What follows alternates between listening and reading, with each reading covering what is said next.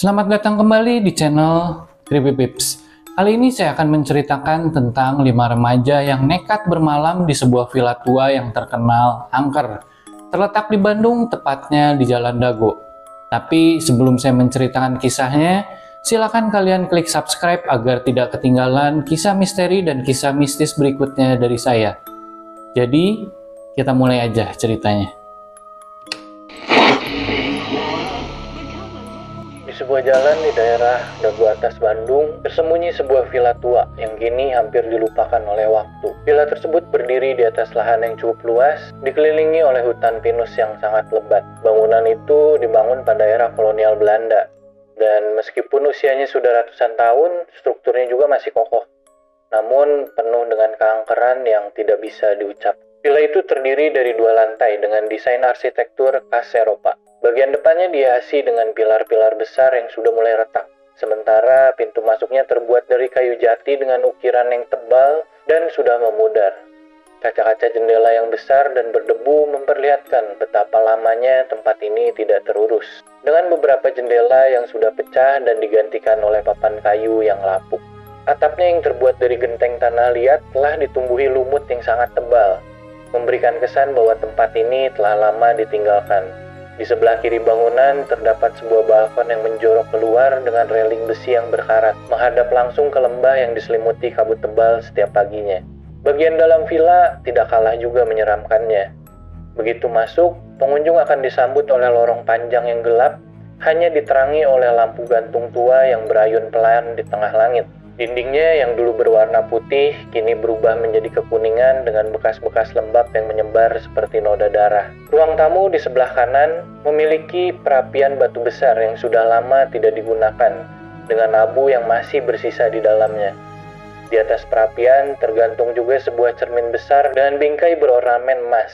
Namun kaca cerminnya telah berjamur dan buram, seolah-olah ada rahasia di balik bayangannya itu. Di lantai 2 ada beberapa kamar tidur yang menggunakan lantai kayu, yang setiap kali diinjak pasti mempunyai suara berdecit. Salah satu kamar yang paling menonjol adalah kamar utama dengan tempat tidur besar berkanopi yang kainnya sudah robek dan penuh debu. Di sudut ruangan ada lemari pakaian kuno yang pintunya sedikit kebuka, memperlihatkan kegelapan di dalam lemari tersebut. Namun yang paling menyeramkan ada sebuah kamar kecil di ujung lorong lantai 2. Pintu kamar itu terkunci rapat dan konon di sanalah sering terdengar suara jeritan di malam hari.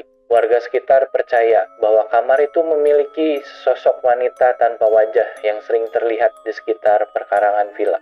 Sekelompok teman yang terdiri dari 5 orang, Rian, seorang pria berusia 25 tahun dengan tubuh tinggi sekitar 180 cm dan berotot karena dia sering nge-gym. Dia juga memiliki rambut pendek rapi berwarna hitam dan wajahnya tegas dengan rahang yang kuat. Matanya tajam dan dia sering mengenakan pakaian kasual seperti kaos hitam dan jeans.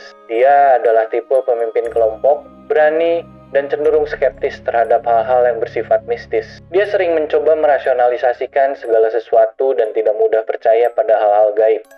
Dia juga suka bercanda untuk mencairkan suasana. Sinta, berusia 23 tahun, bertubuh mungil dengan tinggi sekitar 155 cm dan berkulit cerah. Rambutnya panjang sebahu dan biasanya dibiarkan tergerai. Wajahnya manis dengan senyum yang mudah menenangkan orang lain. Tetapi entah kenapa matanya seringkali terlihat penuh dengan kekhawatiran. Arif, berusia 26 tahun, bertubuh sedikit gemuk dan tinggi sekitar 170 cm. Dia memiliki rambut keriting yang sering dibiarkan acak-acakan dan wajah bulat dengan senyum yang ramah. Dia biasanya memakai hoodie oversize dan celana jeans, memberikan kesan santai dan tidak terlalu peduli dengan penampilan. Dinda, berusia 24 tahun, bertubuh ramping dengan tinggi sekitar 165 cm. Rambutnya lurus panjang dengan warna coklat tua, sering diikat dengan rapi. Dia memiliki wajah tegas dengan mata besar yang tajam, dan Dinda cenderung berpakaian stylish dengan jaket denim dan celana high waist. Andi yang kini berusia 22 tahun dengan tinggi 175 cm dan bertubuh kurus. Rambutnya pendek dan sering disisir ke samping. Wajahnya oval dengan kacamata tebal memberikan kesan kutu buku. Andi biasanya memakai kaos bergambar karakter anime dan celana pendek, memperlihatkan kesukaannya pada hal-hal yang berbau geek. Mereka berlima memutuskan untuk menginap di villa tersebut. Mereka tertarik dengan harga sewa yang murah, walaupun mereka sudah mendengar berbagai macam cerita seram, tetapi mereka tidak percaya begitu saja. Tibanya di villa, suasana aneh langsung kerasa. Udara dingin yang menusuk, angin yang berdesir melalui celah-celah jendela yang rusak, dan bau lembab bercampur tanah basah memenuhi seluruh ruangan. Wah, beneran ini tempatnya. Keren sih, tapi kok serem ya? Komentar Andi sambil melihat-lihat interior villa yang tampak usang. Rian yang mencoba mencairkan suasana berkata, tenang aja, kita cuma semalam di sini. Lagian, siapa tahu kita bisa rekam kejadian seru.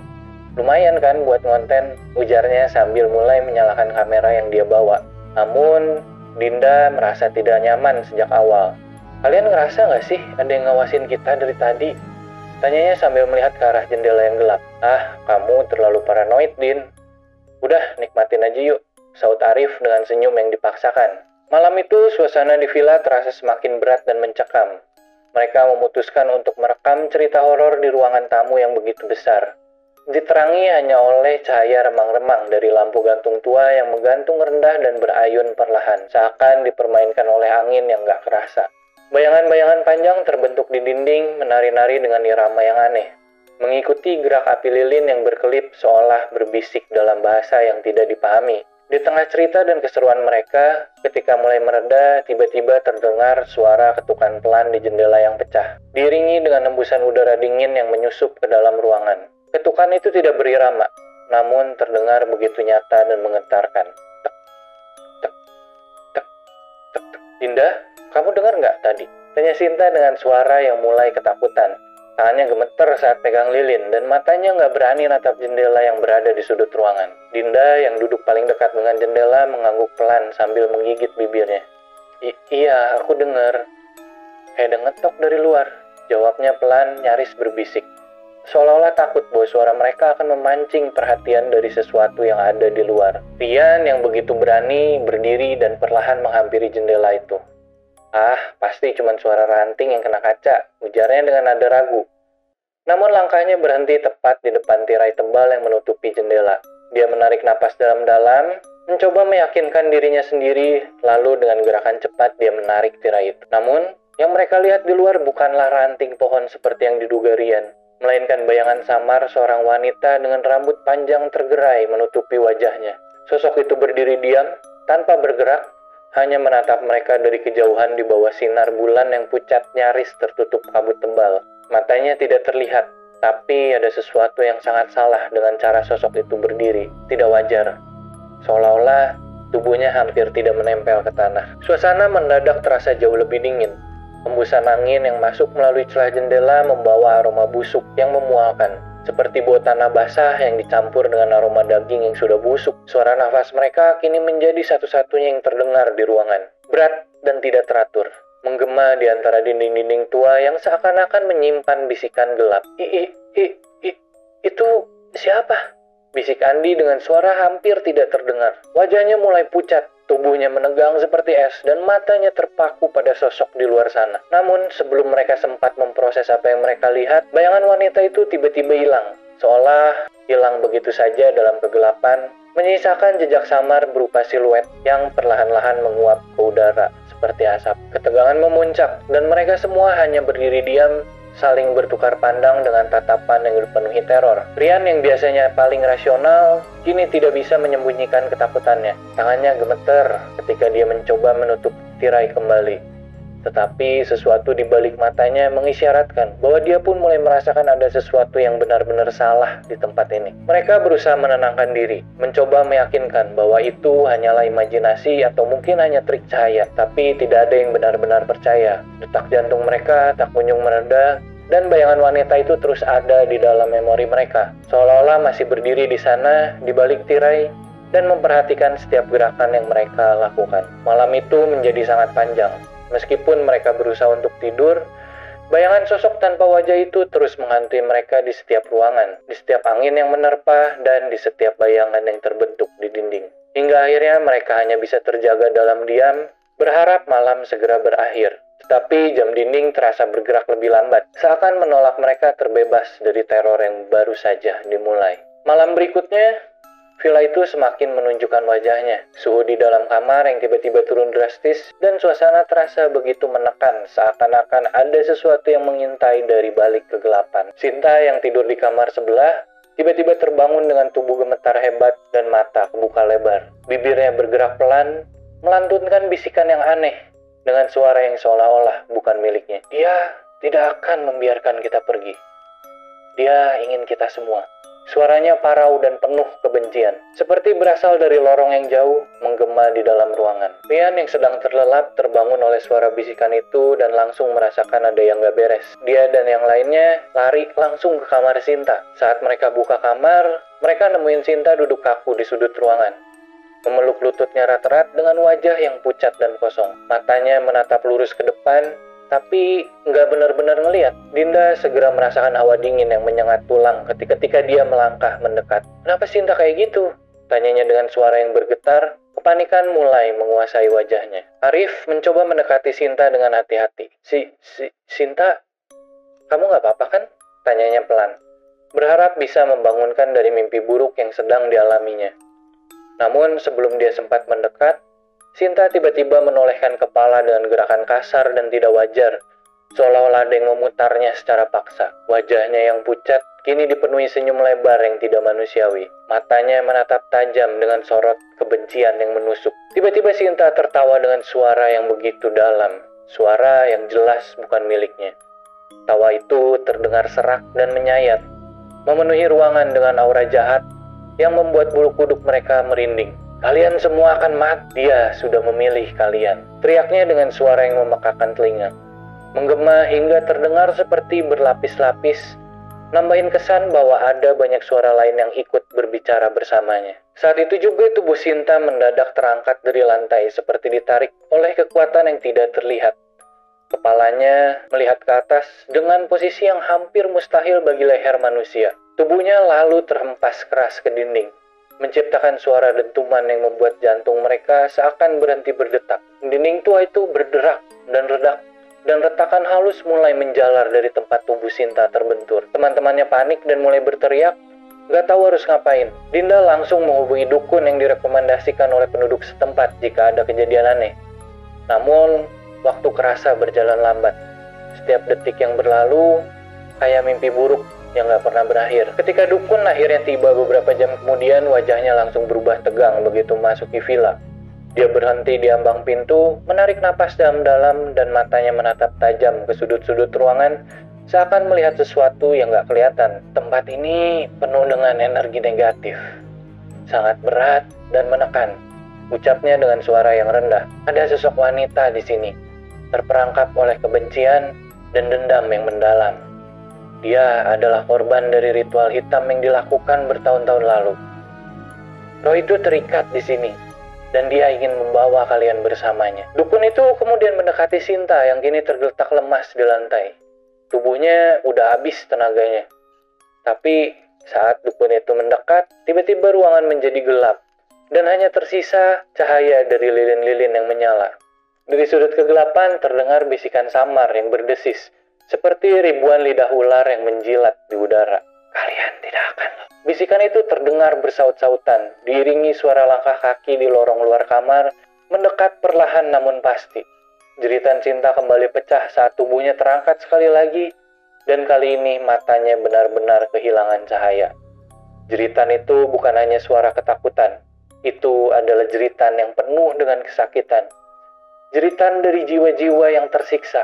Dukun itu mulai merapal mantra dengan suara keras, berusaha mengusir roh jahat yang menguasai tempat itu. Tapi entah kenapa, suara mantranya terdengar seperti tenggelam diserap oleh kegelapan yang semakin pekat. Villa itu sekarang menjadi sangat hidup, merespon dengan suara gemertak kayu tua yang seperti menangis kesakitan. Sementara itu teman-teman Sinta hanya bisa menyaksikan dengan ketakutan yang memuncak, tanpa tahu apakah mereka akan selamat dari teror yang sudah menjerat di malam itu. Suasana di villa mencapai titik ketegangan. Dukun yang mencoba melakukan ritual pembersihan terlihat semakin kewalahan. Mantranya berhenti-henti, seakan kata-katanya hilang ditelan kegelapan yang semakin pekat. Villa itu mulai bergetar perlahan, seperti hidup dan menolak keras dengan segala upaya pengusiran. Lampu yang tiba-tiba padam, dan hanya ada kegelapan total yang tersisa. Di kegelapan itu terdengar jeritan-jeritan panjang menggema dari segala arah. Suara tersebut seperti tangisan ribuan jiwa yang terperangkap meratap dalam siksaan yang gak berujung. "Kita harus keluar sekarang juga," teriak Rian dengan putus asa. Keringat dingin bercucuran di wajahnya. Sontak, mereka berlima mulai panik dan berusaha berlari keluar. Namun setiap kali mencoba membuka pintu itu terasa menjadi seperti dinding.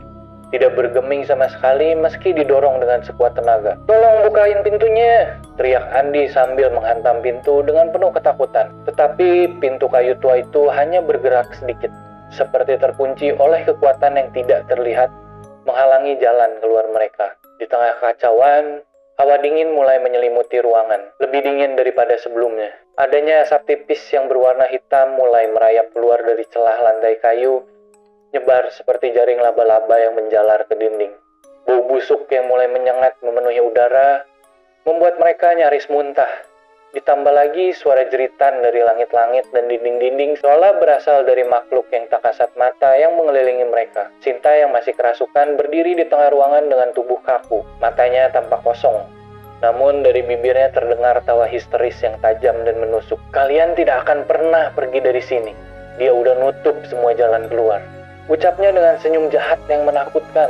Bibirnya melengkung tidak wajar seperti robek hingga ke telinga.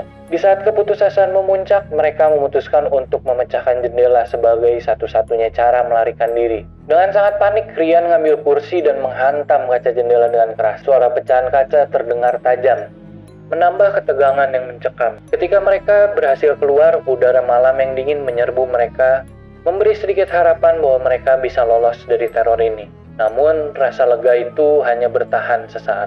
Tanpa diduga, Sinta tiba-tiba berlari ke dalam villa. Matanya kembali kosong dan wajahnya dipenuhi ekspresi yang sangat menyeramkan. Seolah ada yang memanggilnya dari dalam. Ia berlari dengan kecepatan yang tidak manusiawi masuk ke dalam kegelapan villa yang semakin pekat. "Sinta, jangan!" teriak Dinda sambil menangis. Suaranya pecah oleh ketakutan dan keputusasaan. Tapi langkah Sinta tidak terhenti. Dan bayangannya segera lenyap dalam kegelapan, diiringi suara pintu yang tertutup keras di belakangnya. Mereka berempat hanya bisa berdiri terpaku melihat Sinta. Tubuh mereka bergetar karena ketakutan dan kengerian. Tiba-tiba dari dalam villa terdengar suara jeritan Sinta yang sangat panjang dan menyayat, penuh dengan penderitaan dan rasa sakit yang tidak terbayangkan. Jeritan itu begitu keras dan melengking seperti mencabik-cabik malam itu, sebelum akhirnya meredup perlahan menjadi erangan lirih yang menghilang di antara desiran angin. Lalu suasana malam itu menjadi sunyi. Sunyi yang menyesakkan seolah-olah waktu berhenti di sekitar mereka. Dukun yang melihat kejadian itu hanya bisa menundukkan kepala dengan ekspresi penuh penyesalan dan ketakutan. Matanya memandang kosong ke arah villa, menyadari bahwa tidak ada lagi yang bisa dilakukan. "Kita udah telat. Dia udah diambil," gumamnya pelan. Suara serak dan bergetar, wajahnya terlihat suram, seolah-olah tahu bahwa teror ini belum berakhir, melainkan baru dimulai. Setelah kejadian itu, villa tersebut tetap ditinggalkan, tetapi tidak ada satupun yang berani mendekat. Warga sekitar mengatakan bahwa setiap malam, terutama di sekitar pukul 3 pagi, mereka masih mendengar suara tangisan dan tawa menyeramkan dari dalam villa. Beberapa mengaku melihat bayangan Sinta yang berdiri di jendela, menatap kosong ke arah jalan dengan senyum yang tidak wajar, seakan menanti seseorang untuk datang. Sinta hingga sekarang tidak pernah ditemukan, dan villa itu kini dikenal sebagai tempat yang menelan jiwa siapapun yang berani memasukinya. Kisah ini bukan sekedar legenda urban atau cerita seram yang disusun untuk hiburan semata. Semua yang diceritakan di sini berdasarkan peristiwa nyata yang terjadi di sebuah villa tua di Bandung, tepatnya di daerah Dago. Para saksi dan penduduk setempat telah mengkonfirmasi kejadian mengerikan ini, dan tidak sedikit juga yang merasakan kehadiran sesuatu yang tidak kasat mata di sana. Villa tersebut telah lama ditinggalkan dan hanya berani dihampiri oleh mereka yang mencari sensasi atau yang penasaran dengan cerita menyeramkan yang melingkupinya. Ini mengingatkan kita juga bahwa terkadang kegelapan tidak hanya ada di luar, tetapi juga ada yang menyelinap ke dalam jiwa kita sendiri. Teror yang dialami oleh Rian dan teman-temannya menunjukkan bahwa beberapa tempat mungkin menyimpan rahasia yang terlalu mengerikan untuk diungkap. Oleh karena itu, berhati-hatilah ketika melangkah ke tempat yang memiliki reputasi buruk atau yang menyimpan kisah-kisah misterius, karena terkadang kegelapan bisa saja mengikuti kita pulang. Sekian cerita misteri dari saya. Jangan lupa klik like dan share jika kalian menyukai ceritanya. Dan silahkan klik subscribe agar kalian tidak ketinggalan cerita misteri berikutnya. Dan semoga malam ini kalian akan bermimpi dengan indah.